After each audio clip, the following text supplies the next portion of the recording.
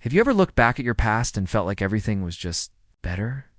Those endless childhood summers, the excitement of high school, or even that first apartment that seemed so full of promise. It's a common feeling, this tendency to see the past through rose-colored glasses. We call it romanticizing the past, and almost all of us do it.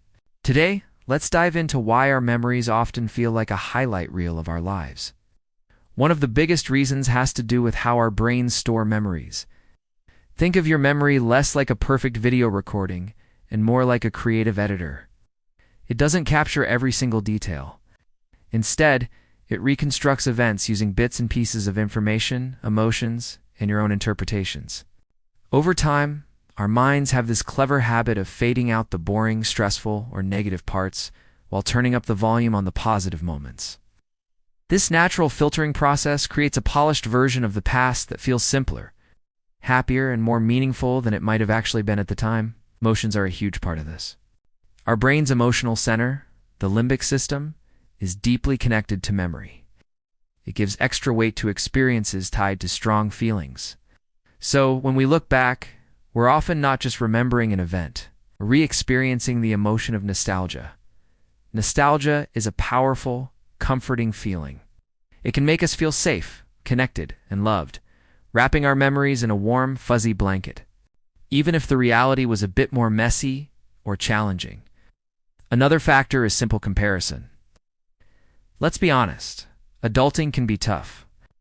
The present is often filled with responsibilities, stress, and uncertainty.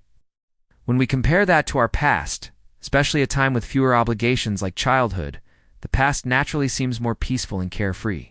It's not necessarily that the past was perfect, but our brain creates a comforting story to help us cope with the pressures of today. It's a mental escape to a simpler time. And we can't forget the influence of media and culture. Movies, music, and social media constantly sell us idealized versions of different eras.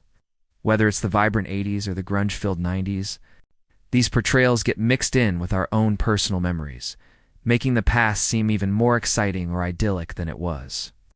Now, romanticizing the past isn't necessarily a bad thing. This can boost our mood, give us a sense of identity, and remind us of the good times.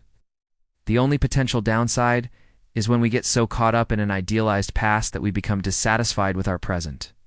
It's about finding a balance. So, in the end, looking back fondly is a completely natural and human thing to do.